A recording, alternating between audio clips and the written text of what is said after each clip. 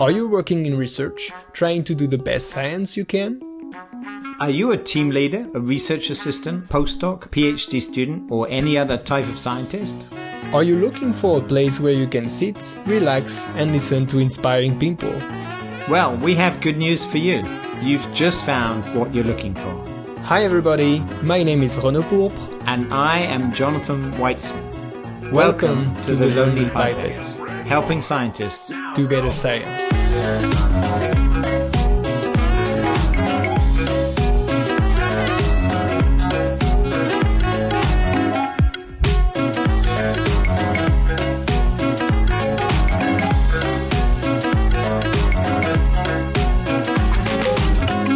My name is Renaud Pourpre. I am a science communicator at the interface between science and society, and I am thrilled to share my tips with the Lonely Pipette. My name is Jonathan Weitzman. I'm a professor of genetics and epigenetics at the Université Paris-Cité in Paris, and I am relieved that we're back for season 2. That's perfect. So, Jonathan, we are back. We're back! It's been a while. It's been a long journey since this season 2, and we are going a bit to talk about this.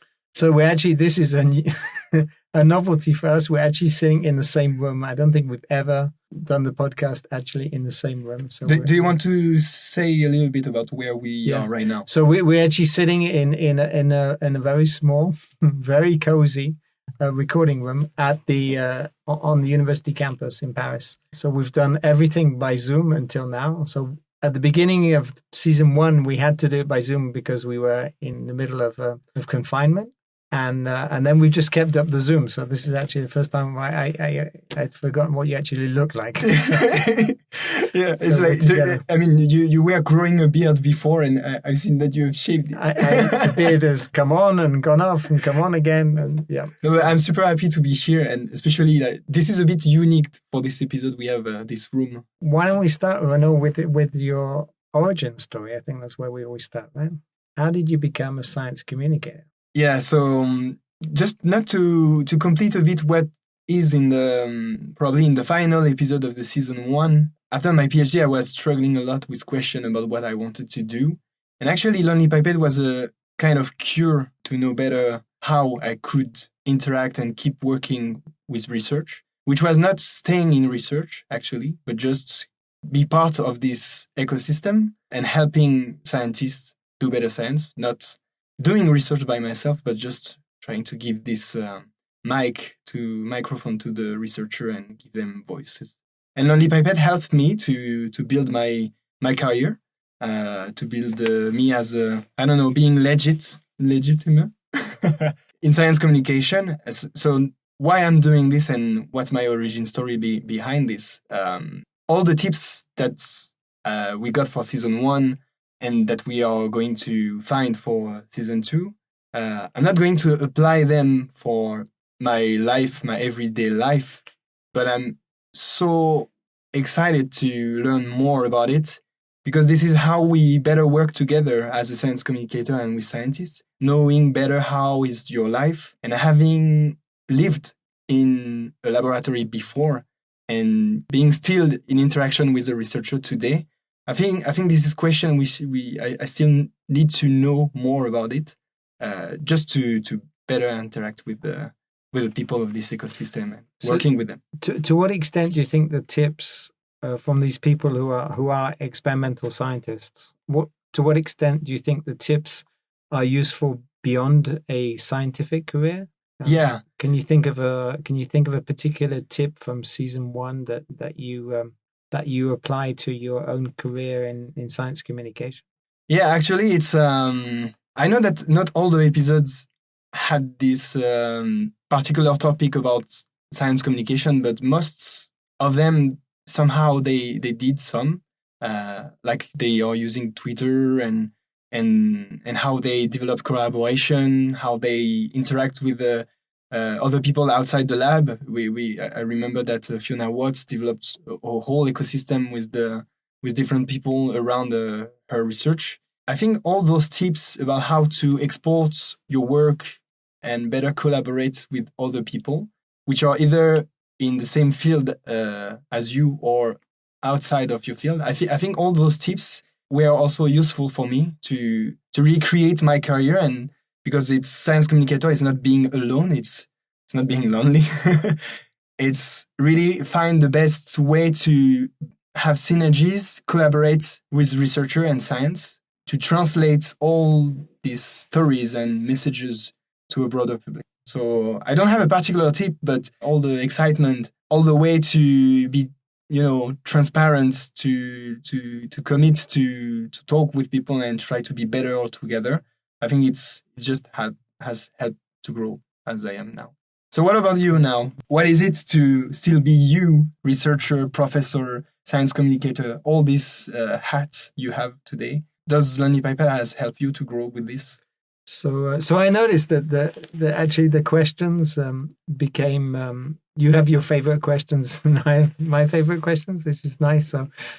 So you always ask the origin story, and I noticed that the people in the first episode in the first season gave very different answers about why they became. And I thought what was really nice is we didn't get the same old story. So some of them told us things that maybe they haven't shared before. I was listening to Fiona Watt again, and she told us her story about looking for crocodiles when she was a kid. And so that was nice. Yeah, I've had a very tortuous or non-linear career, and I've spent many years going in and out of science communication. And the podcast has given me a way to like a platform to have a voice. Yeah, because you're spending quite a lot of time doing this. Because so I don't know when I would become a science communicator, because I think a lot of what I do is communicating science. The podcast made me sort of comfortable with the fact that I'm a science communicator and a scientist, and I can do both of them at the same time. And it has given. So I said in the first. In the first introduction, this idea about scratching your own itch, that more important than anything else was the chance to sit down with Fiona Watt or Bob Weinberg and just ask them questions that will give tips for me, and then we can. If other people find them useful, that's great. But I sort of did it more for me than anything else. So it's like it was also kind of cure for you, not a cure, but. Just a little bit therapy. Yeah. Well, it was like getting mentoring advice. So we'll come back to what I've been doing in the last year. So I continued to think a lot about mentoring, and that was one of the real motivations, was how to get people to share their mentoring advice. So that was good. And I've been listening over the last few days. I've been listening to everything to remember what it was that we did. And so you talked about bringing positive energy. I remember that was one of the things you said. Oh, really? And yeah, that's so I what still you were looking for. I still find them sort of uplifting to listen to the first episodes, because there was a lot of positive energy, and I still find that even though it's, I know what they're going to say, it's still good to hear it again. So that's been good, and I have been continuing to do science and science communication sort of at the same time, and we'll talk a little bit about what we've been up to since season 1. So it was a while ago. Yeah. So we're going to talk today. We're just a very open conversation, just the two of us in this very cozy recording room. But the good news is there will be a season 2. So we'll come back to that. I mean, if we are here today, it's because we are committed to. There will be a season 2, but why don't we come back at the beginning of the Lonely Pipette? You were feeling a bit lonely, and you were thinking about how to construct a career away from the bench as a science communicator. So I know you've had a really exciting last few months. Do you want to tell us a little bit about what you've been up to? Yeah, thank you for asking this question first. I think this is a nice way to keep sharing who we are, and hopefully the listeners. Researchers will connect more with us at what we are doing. Yeah, I spent the last month building my career as an independent science communicator. But as I was saying, it's not because you have this title of independent science communicator that you're working alone. I developed mainly one of a dream project, which was to for me, what is the best treasure we have in science and actually in cell biology, which are the images of microscopy. It's a bit like the Lonely Pipette. I met another researcher, and we were having this same frustration of having gigabytes of images and videos and not sharing them with a broader public, with the stories, because they are nice. Microscopy images are super aesthetic and super nice. They have an art side that we can really use to communicate. And they have also a lot of messages. So we just decided to create, again, another initiative, which is aligned with the Lonely Pipette, which is working with researchers to take all those images as far as possible, far away from the laboratories. And now, so it has built a documentary and an immersive show in a project that is called Cell Worlds. And the purpose of it is... Why did you choose? So why did you choose an English name? For Cell French, Worlds? yeah. It could have been Le Monde Cellulaire. Or... Yeah, so actually the documentary is called Cell Worlds, Monde Cellulaire. So yeah, it was same. It was a French project. You didn't spend a long time thinking about the name, did you? Like no, not like the Lonely Pipette. Lonely Pipette. It was obvious that it was Cell Worlds because we were like, okay, microscopic worlds are as diverse and rich than our macroscopic world. So we wanted to really connect with this and have this theme of being in an entire universe. So tell us a little bit, what's an immersive show? Because I don't think everyone would think of cell biology in this context. What is an immersive show? So an immersive show is it's like an exhibition that you try to enhance, and you have different ways to do that. The first way is to bring some multi-sensorial aspect.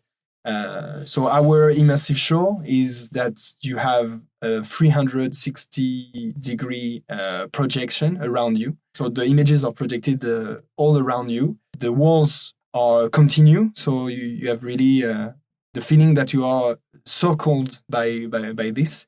The walls are 8 meters high, and you have a floor which is kind of doing like a mirror. So it increases the feeling that being in another universe, not on Earth anymore, but in somewhere else. So immersive is there because you have something that is really bigger than you, and you have a huge component of music, which just give you the feelings that you are taken into a completely different world. There are no voices, so you are just with you and your own questions. So what it's like a big museum full of images that are moving all the time. Yeah. Would people walk through? Is that how it works? Yeah, the good part of it is it's because it's a cube, so you have 4 walls around you, so you can really walk around. But then there you have different choices. You can either sit in the middle of the room, or you can sit on a side of the wall, or you can just walk during the show. How long do you think people will stay there? So the show is 10 minutes. But it's repeating again. Repeats every 10 minutes. Yeah. At least the first and the second time, you don't see it the same way because you keep discovering stuff. There are too many surfaces to watch. So you need to go back and try to see the show in a different perspective. And how educational is it? Do you want people to learn something, or it's just the experience? Visual images and the sound? The purpose of the narrative in common of this immersive show and the documentary is that we have a strong connection between the images and the music. Music is a kind of universal language, so it helps us to raise emotions. And the purpose of the project is to wonder, to better touch and engage people with those thematics. They are not going to learn specific part of a cells or whatever. They are going to discover that cells are beautiful. They have behaviors, and they are somehow connected with our scale. But is there a link or something where people will understand what the images that they just saw are, or not so much? The show is built like you're alone by yourself, and at the end of the show you have some elements that give you answers, that explain you a little bit what you have seen. That's why if you go back a second time, because you got those information at the end of the first time, you don't see the second time the same way. It sounds a little bit like, I don't know if you've seen the Walt Disney Fantasia. Yeah. Seen Fantasia? Yeah. It was one of the first sort of, animated films with music. Mm-hmm. And some of it is narrative, but some of it is just images and trying to get the images and the music to talk to each other. Yeah, that's if we can create a content. So the purpose of this is if people like the immersive show, which is a public that is non-scientists, the main public is more art and photography. If you connect with the exhibition, normally we build it to create a small frustration, to raise curiosity and want to know more. And this is when the documentary, which is free and this is on YouTube, will answer all of that. So we'll put it in the show notes, but it's called Cell Worlds, and you can find the documentary.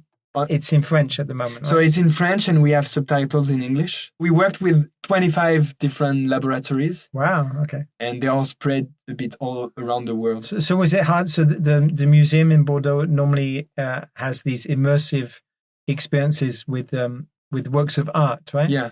Was it hard to convince them to take microscopy and cell biology? So that's a really interesting adventure because they didn't know what is the scientific ecosystem. This is a premiere. This is a scientific premiere, and artistic, actually. We had to explain them how we work, how we will work with the scientists. And we were the link between the museum and the scientists. So the purpose was to explain them how we were going to work all together, being at this interface between the scientific ecosystem and the artistic ecosystem. So it was many hours of discussion to tell them how we are going to work. And actually, all of that was really positive. Everybody wanted to get the best of everybody. The museum has the structure, the knowledge of technical side, the knowledge of what the public is waiting for when you have an immersive show. And the scientists, they have the images and the story behind it. So we were in the middle and trying to see how both of the world can communicate. And so, how has it been received by the public, journalists, and by the museum world? The museum was super happy. It was really a first try for them, and they were quite impressed by the engagement of scientists behind all of that. I guess we will better know at the end of the year if it was a big success. So it's opened. It's now open in Bordeaux. Yeah, it's until when? It's until the January 2nd or 3rd of 2023. Okay, great. So and the documentary is free and eternal. Okay. Yeah, I think I will maybe finish on that. Is the purpose of this project was really to bring those worlds together. And I guess this is also how Lonely Pipette helped me to keep working in that way, because I guess this is also what we are trying to do, is trying to connect with people that are far away, trying to bring those messages between communities that never talked together. This is how the Lonely Pipette helped me to build this career, to comfort me in the way that I wanted to keep working at those interfaces. And I know that you like also those. Yeah, I'm sure. I'm sure I told you many times. Yeah. I think the most exciting things happen at interfaces, so where things interact, or where in the grey between the black and the white. So yeah, I think, and I think I've probably told you in class. I think that's where they're going to be really exciting. All the exciting jobs of the future are going to be these jobs that don't yet exist, but that are interface jobs. So how is that working for you? Like, what have you been up to with this moment of gap between season 1 and season 2, and how Lonely Pipette was part of so that? I've just been waiting for season 2. Sitting at home feeling lonely. No, it's been so we should say that so there was always going to be a season 2, but I don't think we thought it was going to take so long. So we've been really busy. I've been trying to run the lab. This has been good. We published a paper a big paper in 2021, which was in Nature Communications, which was about new epigenetic marks on the parasite genome. It took a long time to get there, but we were really excited to see it come out. And then I like to do things that I haven't done before. So we've been doing some drug screening, and we have a paper actually under second review, about drug screening, new drug screening platform. And then I have 2 students who have coming towards the end of their PhDs, or one has just finished and one is still going. And they both have very unexpected stories from the lab. My student Marie defended her PhD. So that's, in France, you can only have 2 students at a time. Yeah. And she also won a Women in Science Yeah. prize, which is great. I'm very proud of her, and she's Yeah. publishing papers. Still have more papers to publish. So that was good. And then writing grants. So this is always Always. the lab has just got the label from the Fondation de Recherche Médicale. So the Fondation de Recherche Médicale, the Medical Research Foundation, has just selected our team to be one of the supported teams. So that's a big deal. That's the team. And then we have, in France, you have to have lots and lots of little grants from cancer charities, from the ANR, from the university. So constantly writing grants and writing papers. So that's been good. Yeah, I've been trying new stuff. I was on the radio, so I was on French radio with my horrible French accent, talking about PhD supervision. So a book just came out, which has raised a lot of questions about how PhD students are supervised. It's very much in the theme of the Lonely Pipette. Actually, when I talk about this, I always say to people, go and listen to, even if you had a terrible experience, go and listen to some of the great mentors that are there. That's why we created this archive of mentoring experience and inspiration. But I have become very, very involved in worrying about how to improve PhD supervision. We can talk about that a bit. How was the experience of being in live? Because actually, it wasn't live. It wasn't live. No, it was through Zoom. Okay. It felt like being the Lonely Pipette. Yeah, so we are quite at the highest level of technology. It was even worse than Zoom because they told us to cut our cameras, so we couldn't even see each other. So that's why if you listen to it, I'm just waiting. Okay. I'm waiting for him to ask me a question so I can actually speak.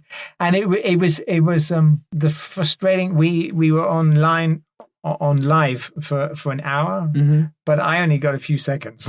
That's radio. So I was really grateful for the Lonely Pipette that we take the time and people can really express themselves. So because there are topics that those topics, they need time to. They need time, but there were three of us, and then they had the jingles and the this and the that, and I got. And actually, because we were not in the studio, they said, if you have something to say, you can just tell us, I have something to say, and we'll, So I kept saying, I have something to say. And they said, yeah, we heard you. We know you have something to say.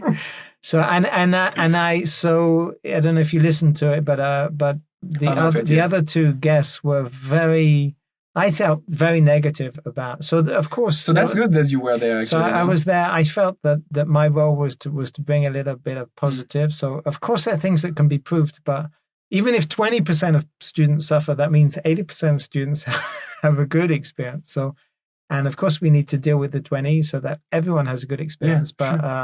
But we shouldn't paint this picture of it's all broken. It's not all broken, but there are things that need to be improved, and I'm massively invested in trying to do it. I believe that's great that you have been there because, we know we are talking sometimes of topics that are not all the fun. It's not always the fun in the lab, but I like this. It's not being blind or wishing to not see what's real, but I really prefer to keep discussing with people in a positive way that how we can improve that, which is what you're working for and which is your mission that you have. Helping scientists do better science. Yeah, that's because what we're trying to do. If you, complaining is good because you raise a topic, but then what you do with the problem, you need solutions. So I think this book and this debate is really important and it's raising really important issues, but I don't think it's proposing enough solutions. So that's where I'm on the doctoral school and I supervise and run a lot of programs and I'm really interested in solutions or not even solutions, just improvements. Yeah. This is hard because some there are podcasts that spend a lot of time complaining about how terrible it is to do a PhD, which is great if people have things to complain. But I always was concerned for the Lonely Pipette. It's too upbeat. It makes it sound that everything's great. We are not saying that bad stuff don't happen, but it's just that we choose to pick the way we want to improve this. We are not erasing the problems when we talk with the guests. We are listening to them and we ask them to tell us. But every time if there is something they tell us, we just want to bring. Okay, what do we do with that now? How we can improve this. So you have the same problem. I know you wanted to be a science communicator, and now you're in museums, and you've made a documentary, and you're running a podcast, and you're doing workshops and all this. So did anything not work this year? Did you have things? What's a failure that you've learned from? I think let me think about this. It's about cell words actually. I mean, now it's a success, but we started by failing actually, because the big problem of this kind of new narratives around science in a new places is like you need to convince people. For the documentary, we applied to have fundings, and the first time we got rejected. They say, we don't understand what you want to do. They told us we were rejected from the fund because we didn't fit in that. It's like they didn't understand what we wanted to do. They didn't understand the project. And so it's either we were not communicating well what we wanted to do, or it's been that maybe we knocked at the wrong door. So we just took a moment to sit, talk about that with my collaborator, and we try to see, okay, if we believe in the idea and want to push it, it's not meaning that this is bad. It's just that maybe we need to improve something, or we need to find somebody else to do this with. That's a Lonely Pipette sort of tip, right? Yeah, maybe. Yeah, I don't know. It's just like we were not beaten down by that. Actually, that's why I really I listened to Wendy, and she starts by saying, yeah, how important it is that we don't talk enough about how important it is to be able to fail. Yeah. And actually, it's like, I believe that the second case we sent for the founding, first of all, I think we sent to a better one, and the one that was really for us. The founding is called Savoir and Culture, so knowledge and culture. So it was perfectly for us, better than the other one. And also, we really reshaped the way we were talking about the project, the objectives, what we wanted to do. Maybe it wasn't that clear in your own mind at the beginning. Yeah, maybe, yeah. And this helped us to really just sit down again, talk again, what are the objectives, why they should invest in us.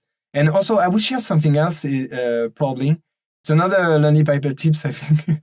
When we were asking for researchers to collaborate, there are some times that researchers, most of the time, because they are busy, we understand that. Researcher didn't answer. Some of them were really reactive. No, there are people who don't answer emails? There are some. Really? Some. But we insisted a lot. And I need to say that it's like we send to some researcher, we send maybe 20 emails. Like, I'm not exaggerating, I think. And at a moment, when his attention was caught by it, so we tried to reach him by email, by Twitter and everything. We really wanted him to be part of the project. When we had this first discussion, he just realized almost the big mistake he has done to almost missed it. So the tips will be, sometimes it's not they don't want or they ignore you. It's just that they are too busy and they just don't see it. So don't be afraid to send 20 emails, because at the end, the collaboration was just great, and he was one of the scientists most involved in the project. What about you? Do you have some failure conferences? I don't have any failures. Only successes. Every grant works. Every paper gets in. No, of course we do. But I was just thinking about it. I think coming back to this PhD supervision, so it's become. I think it's one of my latest. As if I needed another campaign, but it's one of the things I've become particularly moved about, watching student suffering. Okay. And I think as I have been in positions of senior positions, I guess a failure is that I didn't manage to change the culture. I didn't manage to create an environment in which everyone treats their students the way I think students should be treated. And I take this actually quite personally as a sort of personal failure. But I'm going to keep working to improve and to think about ways to improve in my own sphere and the people. But yeah, I do take it as a rather personal failure that I haven't managed to help create a better culture. It's a long mission. It's a tough. Yeah, mission. But I still have a few years left. It's going to be one of, in addition to all the other things I do, but it is going to be something. We all talk about student suffering, so I just want to say one more thing. Not a failure, just this idea that students we underestimate where people are coming from and what people are going through. So I have a student in my lab from Ukraine, and that's been a real. It's been difficult because her family's at war, we try to keep the podcast, not timely. But we were in COVID when we started, and we talked about it a little bit, but not so much. Now the world is at war again, and students who are away from their families, and lots of researchers in lots of efforts to think about how to reach out to help people who are in difficult situations. So we actually created a fund, a financial fund to help students last year when some of our students from Lebanon were particularly suffering economically because their parents had lost a lot during the explosion in Beirut. So we have tried to create some tools to help students who are in financial difficulty. But yeah, it's really hard to concentrate on your mini preps when your country's at war. So we have a responsibility for student welfare generally and for better supervision. Yeah. Well, I have one of the questions that I always wanted to ask, and it didn't work that well. But so what are you reading at the moment? What books on your bedside table? Oh, that's so I'm not so last year, I think at this moment I was reading a book, but now I'm not reading anymore. I'm just listening to book. I just bought your audiobooks. Yeah, I just bought 2 of them. One is called Atomic Habits. So this is something really about productivity or how to change your habits. I really want to listen to it or read it. Listen to it because it's how tiny changes can have big consequences. Okay. That's when I talk about epigenetics, I keep changing my slides, but the slides I'm using at the moment start with this sentence that the epigenetics is the study of small changes with big impacts. Okay. So these tiny little methylation and acetyl, they're the smallest of modifications, but they cumulatively have a big impact. So that's what the book's about. Yeah, so I cannot tell more, but I've bought a second one which is called I think it's how to be happy with being disliked, something like that. Okay. I think is that a problem for you? It's not a big problem, but I feel that it can be really rich in learnings to be okay to not please everyone or to because I feel that I've grown on that, but I feel that before I was quite afraid of not being accepted for some parts of works, social and all of that. I was just navigating on the internet. I saw the title. I say, okay, let's give it a try. And let's see what it's like. Are you reading some? I'm reading. I'm rereading actually a book called. It's called Being Mortal by Atul Gawande. Okay. He's an Indian-born American doctor, and he wrote a book about how society is dealing with old age and wow. It's an end of life. It's not an easy book. It's very easy to book, but it's very easy to read. But he's raising very important questions. And as I grow older, and my parents grow older, I'm something I think we don't do very well. I have a book, so I have lots of books at home in the toilet that I sort of plunge into. So a lot of books of poetry, but also. I'm reading a book. It's called Calmer, Easier, Happier Parenting. It's by someone called Noel Janice Norton. Do you want to confess something? No, it's what I like about. So this book it's a parenting book, which is being a parent is really hard, and no one ever tells you how to do it, and there's no podcast mentoring for parents. You should. So that should be the Lonely Parent. But what I like about this book is the title. It doesn't say, it's not calm, easy, happy parenting. It's calmer, easier, happier. It's the idea that we can all be a bit better at what we're trying to do, a little bit calmer, a little bit, and it's very practical skills. I think so. It's written about how to deal with little kids, but actually I think it applies also to bigger kids and even to big kids in the lab, like how to. I think some of the things are interesting about how to how to manage people without making them feel they're being managed. So it's interesting. So I plunge into it every so often, but I'm actually was reading that this week as well, but only on the toilet. So maybe you will bring back some tips from that. Should we share a bit what will be in season 2. So we said so you convinced me that we should do it in seasons, okay? Because you felt that we needed a break. So we've taken a break. Yeah. I should say something, I guess everyone hears this every 2 weeks and maybe thinks that we're recording every 2 weeks. I think we said this in the first season. I had read somewhere that most podcasts start and have 5 episodes and stop. And so to overcome this, dying out after 5 episodes, we started by recording the 10 episodes of season 1 before we started. I mean, not the last one. The last one we did live. So we've done the same. So if we're ready to record this first episode of season 2, it's because we've recorded. So we have 14 interviews. Yeah, it's more than season 1. It's four more. Yeah, so we have 4. So it took us a long time to get them all together. They're almost all done. We've got a couple of stars who are still trying to nail down the dates, but it's been hard. I think it's probably one of the reasons it's hard. It was the post-COVID. So the first season we did during COVID, and people were at home and they were bored. They were having more time for us. Now everyone's back to not normal, but everyone's busy again. So that's been really hard to do. We have lots of surprises. So we actually know what's in store.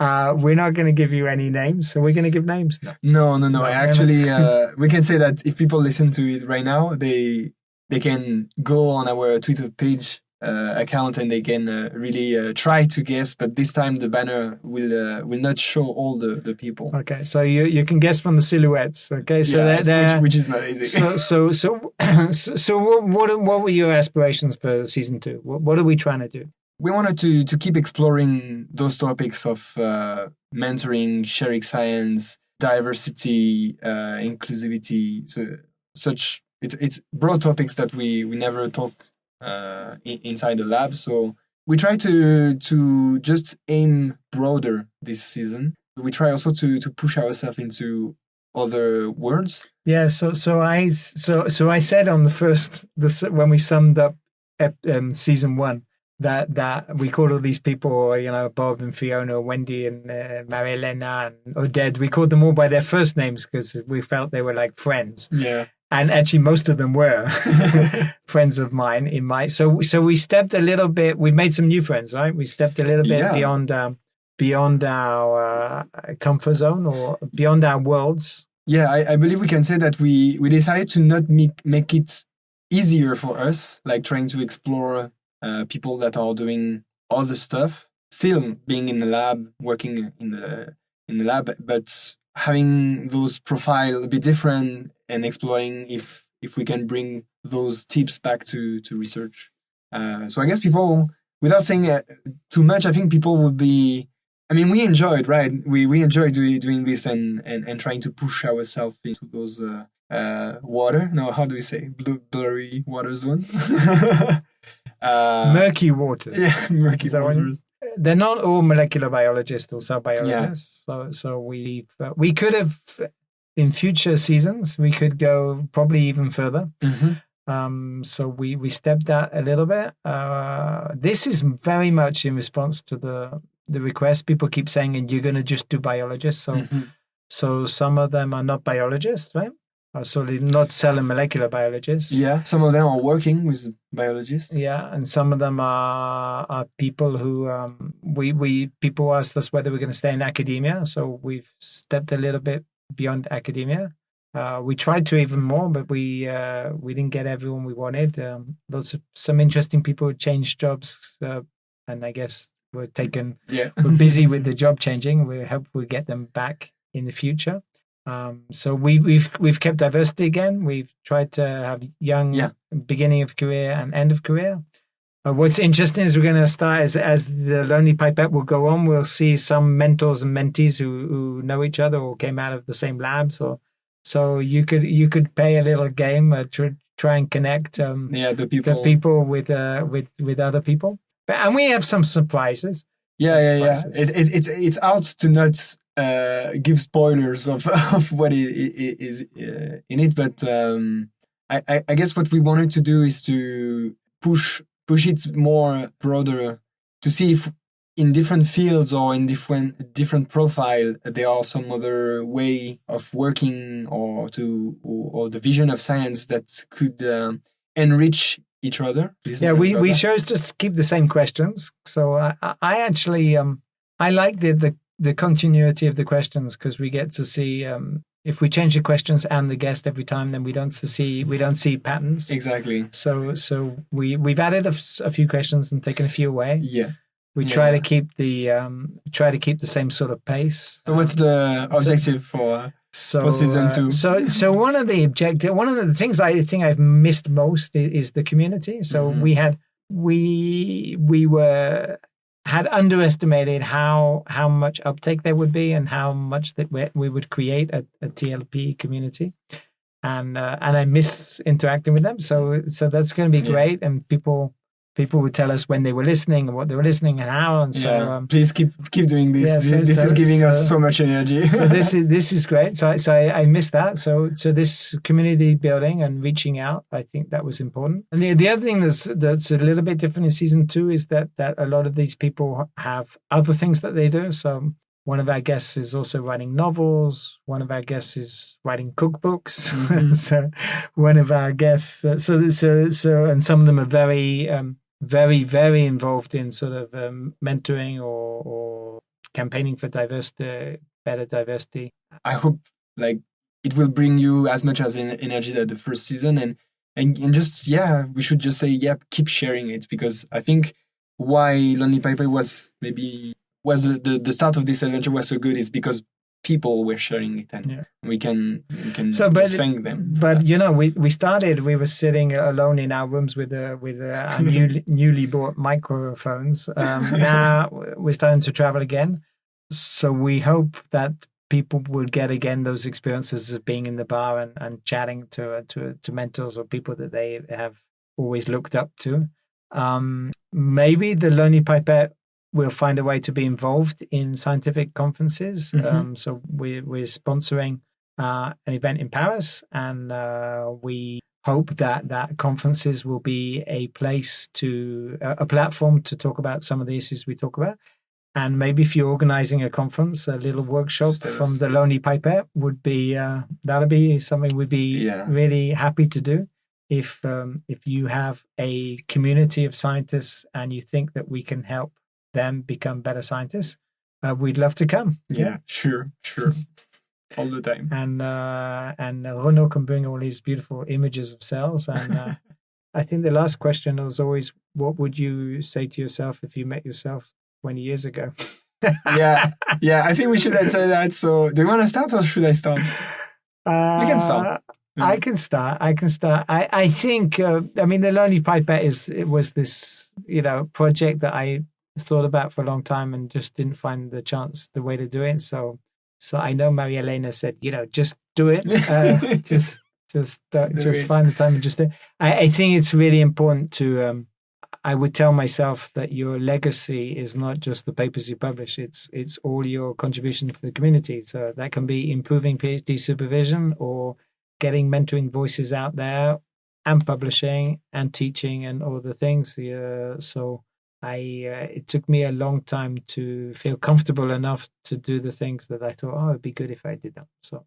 So thanks, Renaud, for helping me, give me all the technical skills to actually turn this into reality. And just if you have an idea for a new project, just do it. What about you, Renaud? What would you have said if you met yourself not 20 years ago? Because you're so young, but I think I remember that when I was young, I saw, there were this kind of scheme where you have, the nerd is alone on his side. He's doing science and he's just alone and weird and nobody's talking to him. And on the other side, you have all the people that are on stage sharing or talking with people. And you have those two sides that never match in the popular culture. And when I was young, I remember that it was in college. I just told myself, please, if you need to commit to something, try to be good at school, try to be good, work well, but please, after school, just try to rock your life like people on stage, just enjoy party, be social, this kind of stuff, because I wanted both worlds. I think this is, talk about the last few months. This is a recurring theme, that not to just be a whatever. So, so I sometimes people say, "What do you do?" And I say, "I'm a podcaster." So last week I was in Oslo in Norway, and it was a workshop about new approaches to education. And I was talking about my art science project. So I have an art project, science project called Académie Vivante that I'm extremely inspired and invested in. And someone said to me, "Oh, are you an artist?" And I was like, "No." And then I thought, well, yes, yeah. I mean, we're all artists, right? So yeah, I am. I don't know if you know, I draw every day. I send a picture to my family every day. So I've been trying to draw or take a photo every day and do this, so this idea that you're not one thing or something else, but you can be more than one thing at the same time. And that's why season 2 was great, because I don't want to say I used to be a podcaster. I want to say I am a podcaster, and I'm also running a lab and teaching and whatever. So yeah. So à bientôt. Yeah, à bientôt. So that's it for this episode. Thank you for joining us at the Lonely Pipette. We hope that you learned something new, that something resonated with your own experiences, or that you just enjoyed the science. Let us know your thoughts on Twitter at Lonely Pipette, and please share it with your friends in the lab. If you want to join our community, you can subscribe to the Lonely Pipette mailing list or mail us by following the link available on our Twitter profile. You will receive the next episodes directly in your mailbox. How cool is that? Stay tuned for the next show, and remember, you might feel like a lonely pipette, but it doesn't mean you're alone. Tips from the Lonely Pipette can help you to do better science. À bientôt! À bientôt!